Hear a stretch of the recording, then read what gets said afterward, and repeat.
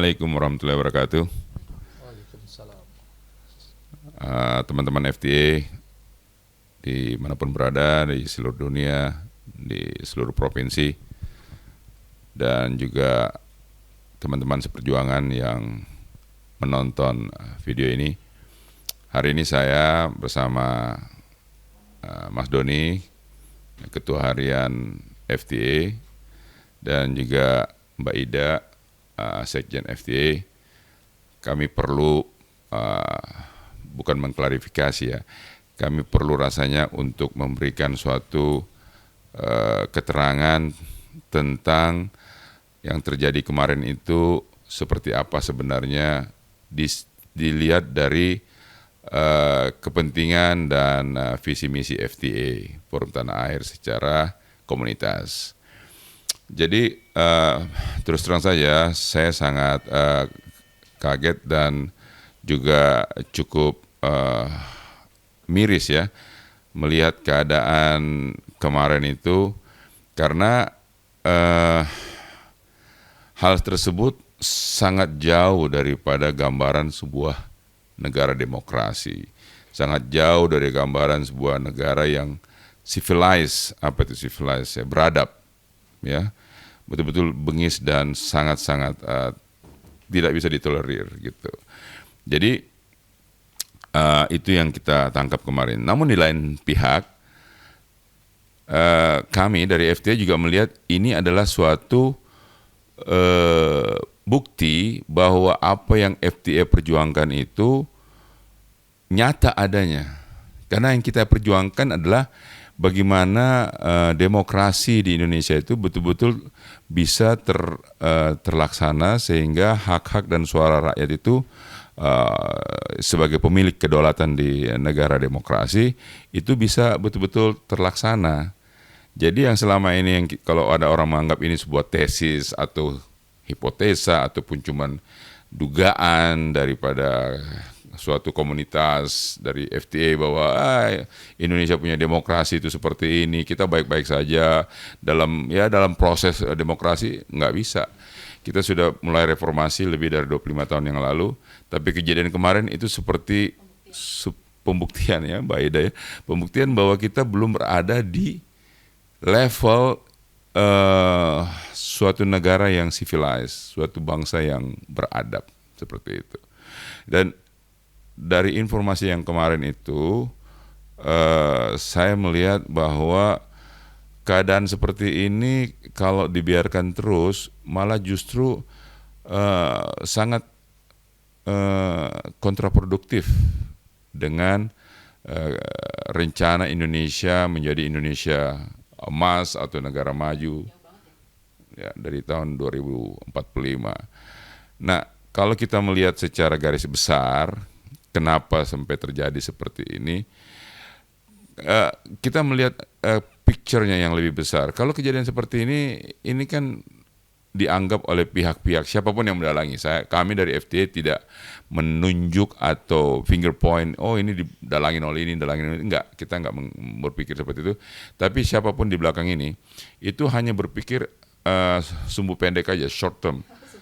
Ya, kenapa saya bilang begitu? Karena kebetulan yang buat acara ini kan diaspora. Kemarin kita live ya, dan dilihat oleh semua teman-teman diaspora yang tidak hadir secara langsung di Jakarta. Tentunya akan jadi pertanyaan kan, bahkan menyebar kepada teman-teman mereka, tetangga mereka, coworker mereka di Amerika, di Eropa, di Australia, di Middle East, di Jepang, di mana-mana tempat FTA berada. Mereka akan bilang, ini di Indonesia kejadiannya gitu kan.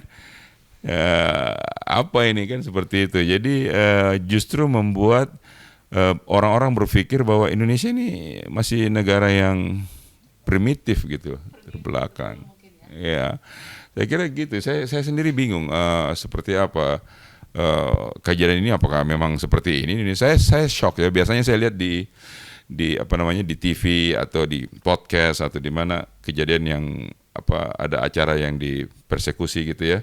Yang ya dari zaman dulu lah ya, masih zaman 2019 ini Mas Doni kan sering dipersekusi dulu 2019 itu ya. Tapi Saya mengalami sendiri kemarin, saya saya bilang it's really happened to me gitu. Iya makanya.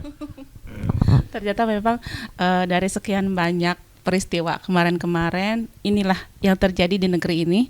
Ketika kita memang rakyat bersuara, ada pandangan negatif di luar sana yang memang menestak bahwa memang inilah demokrasi, memang Indonesia sudah hancur. Betul kata Pak Tata kemarin ketika ada di konferensi pers tuh, bicara kalau Indonesia terbelakang 40 tahun ke belakang. Lebih buruk dari Orde Baru, betul ya Kak? Nah, sekarang kalau misalnya kita melihat lagi next ke depannya, apakah demokrasi akan seperti ini terus dipertahankan? Apakah akan ada demokrasi, perbaikan demokrasi? Mungkin yang ada di pikiran saya, apakah kita akan seperti ini terus, di mana rakyat ataupun akademisi dan intelektual ya yang jelas-jelas harus memang bisa memberikan pikiran, ide, gagasan itu untuk kemajuan bangsa. Apakah harus ditekan terus oleh pemerintah? Saya pikir tidak. Berarti di sini harus ada perbaikan gitu loh Pak. Ya kalau menurut saya. Ya, memang betul ya bahwa Bang Tata ini dari New York, sehingga beliau sangat kaget dan terheran-heran dengan kondisi di Indonesia. Kami yang berada di Indonesia tidak terlalu kaget, tidak terlalu aneh, karena beberapa tahun yang lalu pernah kita terjadi seperti ini dan modusnya hampir sama, polanya hampir sama. Jadi memang ya ini yang terjadi di Indonesia Bang Tata. Jadi selamat datang di Indonesia. Welcome to the real world. Ya, jadi memang itu memang, tapi di balik senyum ini sebetulnya menyakitkan, menangis, perih rasanya. Apakah kita akan hidup di dalam aura, atmosfer seperti ini terus menerus? Apakah setelah pelantikan ini ada harapan ataukah ada keinginan dari pemerintahan rezim ke depan, Bapak Prabowo, apakah ingin diteruskan seperti ini? Apakah akan menyelesaikan persoalan-persoalan bangsa yang membuat malu, mendorongkan indeks demokrasi di Indonesia? Kalau saya melihatnya mudah saja ya. Kalau seandainya apa yang terjadi pada rejim Jokowi sekarang, kita sudah melihat bagaimana animo daripada investor untuk masuk ke Indonesia. Kan sangat susah. Kita bilang, contoh yang paling gampang aja lah. Kalau IKN mungkin istilahnya, ya namanya juga hutan, siapa sih yang mau investasi? Oke, kita bisa maklumin ya. Tapi investor secara real, the real investment di bidang-bidang lain itu sangat kecil. Kenapa? Mereka berpikir stabilitas nasional daripada Indonesia ini seperti apa, indeks demokrasinya seperti apa. Karena investor itu kan pikiran cuma satu, saya bawa duit nih, duit saya balik nggak, saya untung nggak gitu kan. Orang itu nggak berpikir, wah pokoknya nanti Indonesia nggak ada. Ada kepastian hukum apa tidak gitu ya. Mereka cuma pikir uang, money talk gitu. Jadi seperti saya katakan kemarin waktu saya konferensi pers, bahwa siapapun dalangnya, mereka memilih orang yang salah. Orang salah, waktu yang salah, tempat yang salah untuk mempersekusi orang ini. Karena dia persekusi bukan karena menyombongkan diaspora, tapi justru dia punya fireback-nya, dia akan backfire kepada the long term daripada keadaan Indonesia. Nah ini yang sangat kita sayangkan sebenarnya gitu loh. Saya hanya dari yang barusan Pak Tata katakan ya, diaspora. Nah ini yang jadi pertanyaan dari mereka mungkin yang tidak tahu siapa FTA gitu loh. Siapa yang ada di dalam FTA gitu. Jadi kan memang satu yang penting harus kita jelaskan kepada publik, FTA itu siapa sih? FTA itu apa sih gitu loh. Jadi mereka yang kemarin sejak kejadian kemarin ini, loh kok FTA tiba-tiba muncul dengan tuduhan seperti ingin membuat suatu kegaduhan yang katanya salah satunya di spanduk yang mereka bawa kemarin pendemo, Pak Tata Cassandra itu seorang antek asing. Loh no gitu loh. Saya tahu persis beliau siapa gitu loh. Beliau ini anak bangsa yang memang sedang memperjuangkan bagaimana nasib bangsa kita, memberikan inovasi dan sumbangsi. Sudah, kalau bisa kita tidak bicara masalah materi lah. Kalau materi sudah kita bisa hitung berapa gitu ya. Sumbangsi pikiran, gagasan, ide, ini loh yang harus kita perhatikan. Kita tidak sedang memprovokasi siapapun dengan fisik, no, tidak ada itu. Tapi Pak Tata saya sudah tahu persis ide, gagasan dan pikiran beliau hanya untuk Indonesia, walaupun beliau ada di luar negeri. Ingat ya, yang ada di luar negeri itu bukan berarti mereka jadi antek luar negeri. Itu harus dicamkan. Itu mungkin ya Pak Tata ya. Ya, tapi yang saya cukup mengherankan itu sebenarnya bukan masalah itu. Masalahnya itu nama saya kok benar tuh loh. Mbak Ida ini udah sama-sama saya cukup lama. Nama saya itu kok salah. Kebalik-balik ya. Kebalik, nama saya Tata Cassandra jadi Tata Cassandra. Ada yang tulis Cassandra. Ini bener loh. Tata Cassandra bener. Nggak ada salahnya sedikit pun. Di spanduk itu ya? Spanduk itu, saya bilang ini pasti ada bocorannya hebat nih. Berarti Tata ini udah apakah benar-benar maksud daftar DPO mungkin ya, atau masuk dalam daftar selebriti, kok bisa bener banget kan? Aduh, ini jadi. Tapi hal-hal tersebut saya kira ya, yang perlu kita tekankan. Saya kira betul yang Mbak Ida, Mas Doni, bahwa FTA ini jangan dilihat sebagai suatu komunitas yang istilahnya ingin tampil sebagai komunitas yang membawa pemikiran-pemikiran dari luar dibawa ke Indonesia. Tidak. Tapi kita ini adalah suatu komunitas yang ingin memberikan edukasi kepada saudara-saudara kita ya tentang bagaimana pentingnya hak dari suatu individu di dalam suatu negara merdeka, dalam suatu negara demokrasi itu ditegakkan sebagai hak kedaulatan daripada penduduk rakyatnya, karena memang itu sudah dijamin dalam undang-undang. Ya kan, Undang-Undang Dasar 45 pasal 1 ayat 1 kan, bahwa kedaulatan ada di tangan rakyat. Nah, ini yang kita mau sosialisasikan begitu itu kan. Nah, kemudian bahwa dibilang antek asing dan lain sebagainya itu kalau semua yang dikatakan dari luar negeri itu antek asing, jangan berhubungan sama luar negeri kalau begitu. Dan para pahlawan zaman dahulu itu dimulai dari pemikiran bersekolah di luar negeri. Mereka bersama-sama memikirkan kecintaan terhadap bangsa ini. Iya, betul. Zaman-zaman founding father. Zaman sebelum kemerdekaan kan sebelum mereka datang kemerdekaan. dikirim oleh pihak penjajah untuk belajar ke Belanda, ya kan, dengan beasiswa dari mereka dari Belanda. Tapi di Belanda mereka memperjuangkan kepentingan dan kepentingan dari anak-anak bangsa untuk bisa merdeka dan berdiri di kaki sendiri sebagai suatu negara yang berdaulat kan, seperti itu. Jadi saya kira Mbak Ida betul. Jadi yang perlu kita jelaskan di sini, Mbak Ida kebetulan sekjen ya. Visi misi kita yang paling utama adalah bagaimana mengedukasi masyarakat agar supaya masyarakat itu jangan selalu menjadi objek daripada kegiatan para politisi praktis itu kan, setiap 5 tahunan kasih uang supaya itu beres ya. Jadi seolah-olah rakyat itu jadi selalu menjadi korban. Tapi kalau mereka sadar, mereka tentunya akan lebih aware bahwa mereka punya suara berharga. Kami di FTA yakin bahwa argumen bahwa kita ini susah seperti itu karena masyarakat kita masih miskin, masyarakat kita masih uneducated. Nah, sekarang kalau kita katakan miskin atau uneducated kan bukan itu masalahnya. Masalahnya kalau kita kasih orang yang uneducated sekalipun, orang yang berada dalam garis kemiskinan sekalipun, kalau mereka sadar dan tahu bahwa mereka itu punya hak, itu ternyata sangat tinggi dalam suatu negara yang berdaulat, mereka tentu jual mahal dong. Oh, kamu mau kasih saya 500.000, oh enak aja, suara saya kan nggak seharga segitu dong. Tapi mungkin apa memang kita dibuat masyarakat seperti itu ya? Iya, itu pasti.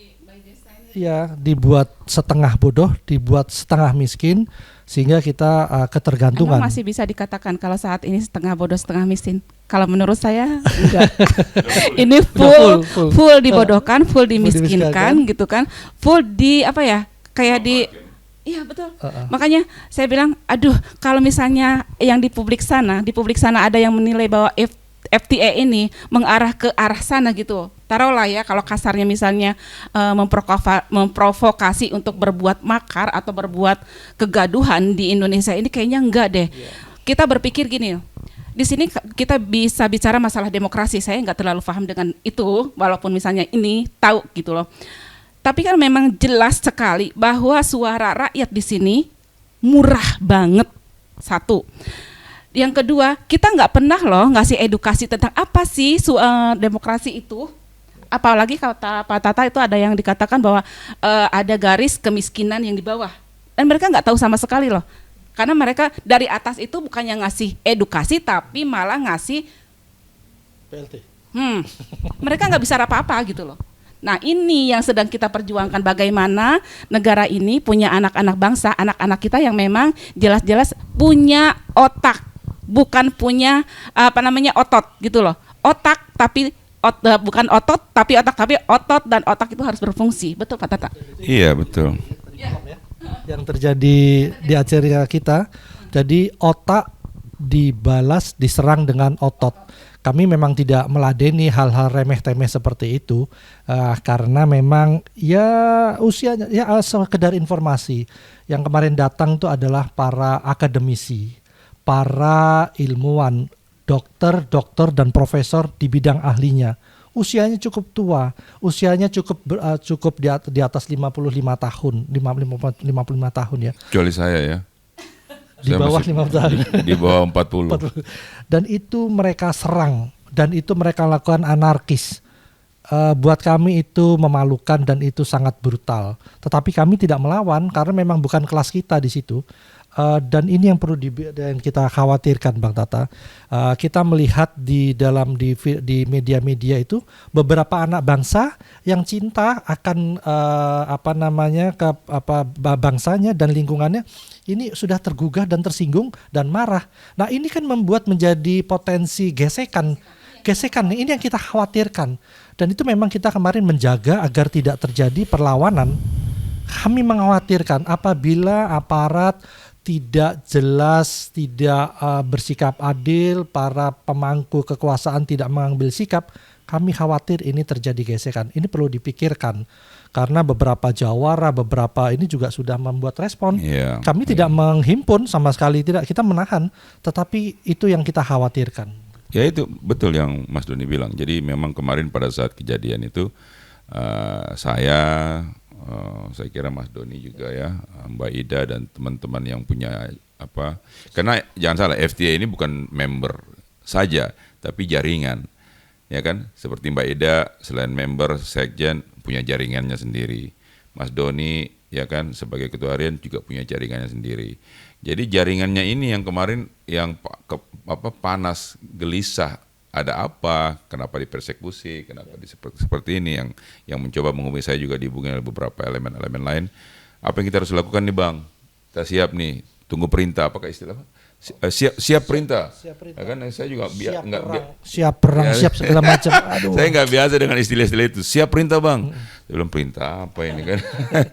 Jadi intinya kita kembali lagi back to the laptop bahwa FTA itu visi misinya cuma satu, bagaimana melihat saudara-saudara kita itu betul-betul jangan selalu dimanfaatkan karena kemiskinannya, dimanfaatkan karena kebodohannya, dan janganlah menjadi alasan buat kita bahwa karena rakyat kita masih bodoh, rakyat kita masih miskin, ya udahlah susah dikasih taunya, nggak nyambung.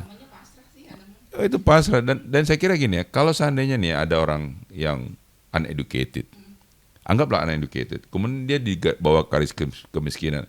Tapi kalau dia tahu haknya dia, bahwa ternyata kalau saya nggak pilih dia, ada kemungkinan dia nggak jadi gubernur, nggak jadi bupati, wali kota, nggak jadi anggota DPR ya. Iya, loh kenapa begitu? Ya one vote, satu suara adalah sangat berharga kan. Gitu loh. Dan Jadi, FTA tidak masuk dalam ranah politik praktis ya Bang ya? Bahwa bukan. tidak dalam mendukung dalam pilkada dan lain-lain, itu yang kita mau saya sampaikan. Ya artinya gini, waktu mereka saudara-saudara kita ini, rakyat di bawah ini memilih siapa wakilnya, mereka sadar betul bahwa yang mereka pilih ini sesuai dengan apa yang bisa menjadi aspirasi mereka. Ini memang butuh waktu. Kita sudah sama-sama maklum kan bahwa perjuangan FTA itu bukan perjuangan 1-2 malam. Itu perjuangan maraton panjang, perlu waktu, perlu endurance dalam berjuang. Makanya pejuang-pejuang FTA kalau kurang-kurang kuat, istilahnya ini kan kayak lari maraton ya, banyak yang tumbang di tengah jalan, biasanya begitu.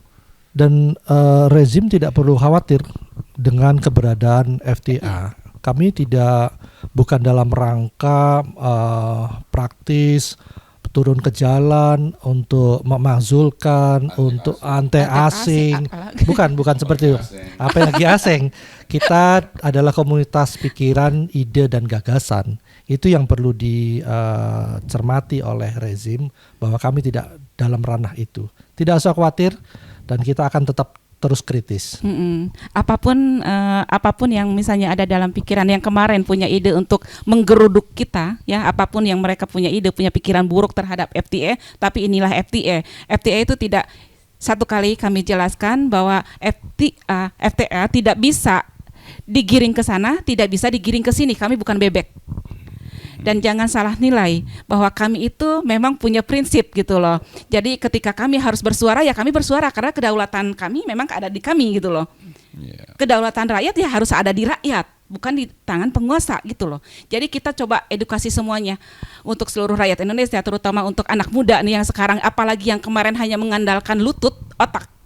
Coba edukasi mereka. Kita berusaha untuk mengedukasi anak-anak seperti itu. Jangan mau digusur ke sana, digusur ke sini hanya untuk uang Rp30.000. Kita miris sekali loh, nangis sekali loh. Kenapa? Karena saya juga seorang ibu. Saya tidak mau gitu anak-anak saya digiring ke sana, digiring ke sini menjadi bodoh hanya dengan uang kecil gitu ya. Tapi informasinya loh Mbak Ida ya, bahwa waktu selesai acara itu saya dengar dari teman-teman, saya nggak tahu betul apa enggak ya, bahwa kejadian ini memang kan bukan pertama kali, ya kan, sudah sering. Betul. Katanya orangnya itu juga yang bikin rusuh ya. Iya betul, karena memang saya tahu persis ya. Saya tahu persis, saya hafal orang-orangnya walaupun pakai masker tuh kemarin kan. Iya, pakai masker ya. Yang anehnya padahal udah nggak ada COVID ya. Iya, COVID itu pertanyaannya. Walaupun pakai masker, saya tahu dari matanya, saya sudah tahu gerak-geriknya mereka. Oh, ini, yang kemarin, itu gitu loh. Jadi orang yang sama gitu. Orang yang sama. Dan saya dihitung oleh paranya sekitar 25 orang. Padahal kalau di gedung DPR, di depan DPR, 1.000 mahasiswa, 1.000 aktivis itu bisa dipukul mundur.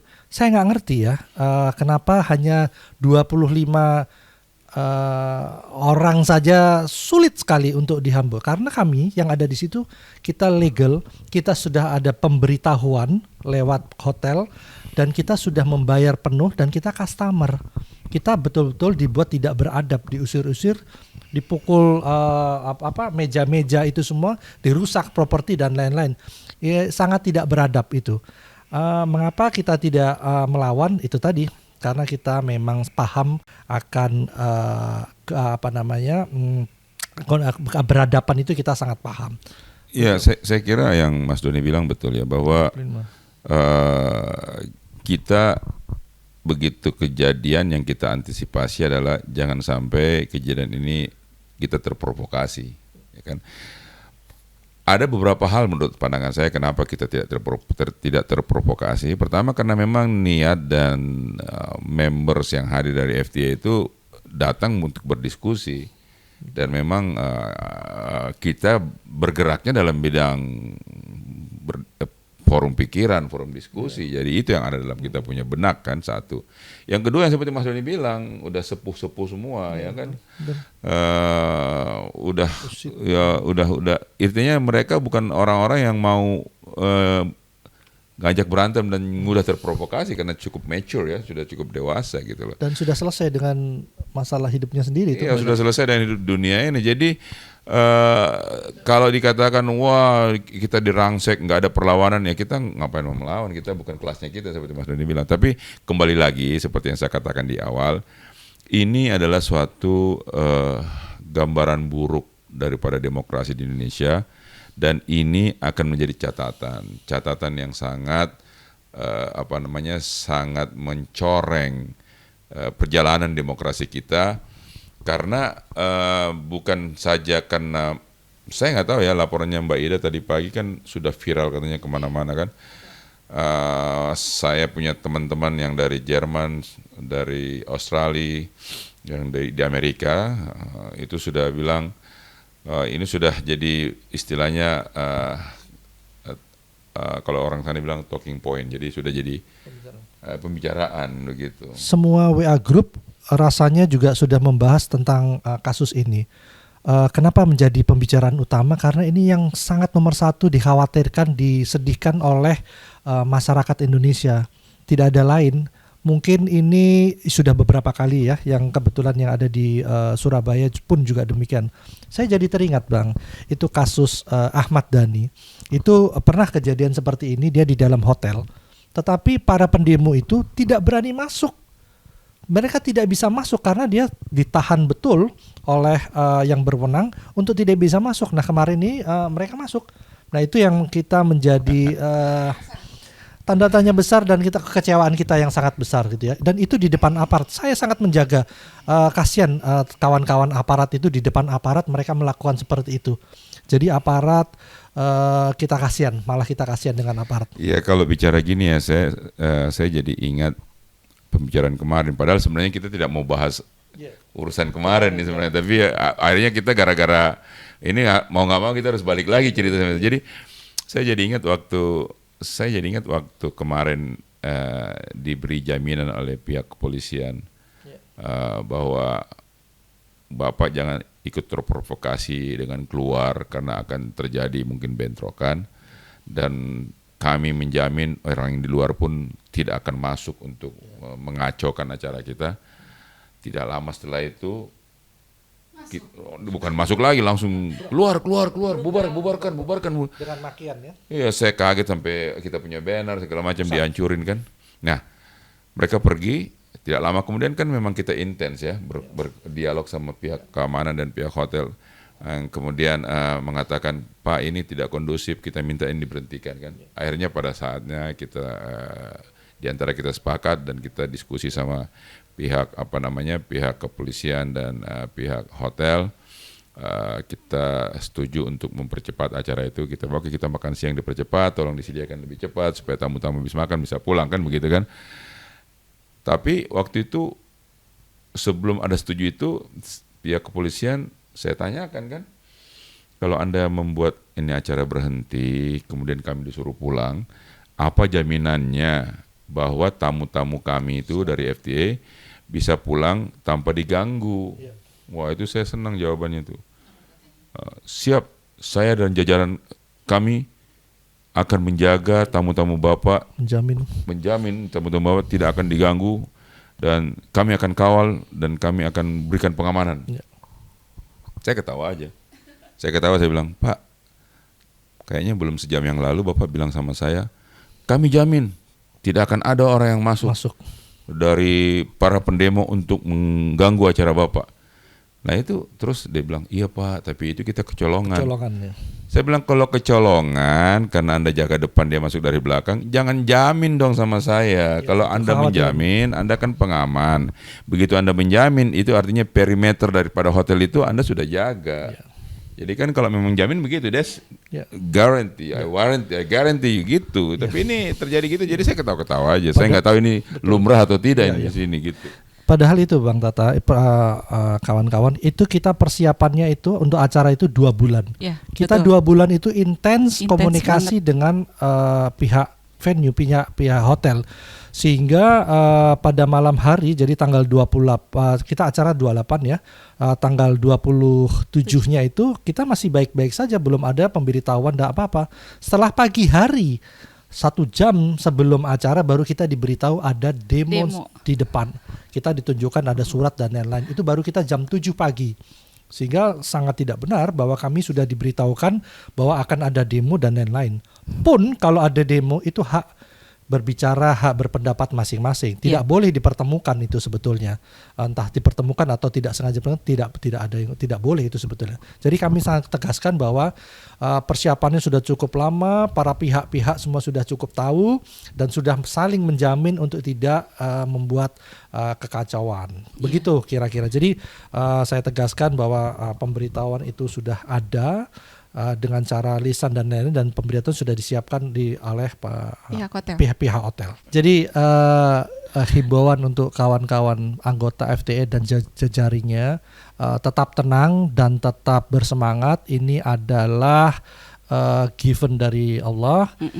Kita yang di daerah tetap bersemangat, tetap membuat kebaikan untuk bangsa ini dan di sekitarnya. Kita tetap konsolidasi dengan beberapa kawan-kawan yang lain, dan ke depan kita akan terus berbuat, kita akan terus memikirkan, mendiskusikan pemikiran-pemikiran kebaikan untuk bangsa ini. Iya, betul. Dan konsolidasi di antara teman-teman akan kita terus tingkatkan. Begitu kira-kira. Iya, betul. Dan satu hal lagi ya, FTA itu kan memang dalam proses perjuangan di konteks yang lain mungkin. Kalau misalnya image-nya ada dari lain, berjuang itu di lapangan, berjuang itu seperti ini, seperti itu. Nah, inilah FTA. FTA itu berjuangnya seperti ini. Dan ke depan kita harus berangkat, pertama itu berangkat dari niat, betul kan? Pertama dari niat. Luruskan niat, luruskan pikiran, satukan hati, satukan pikiran, satukan langkah itu.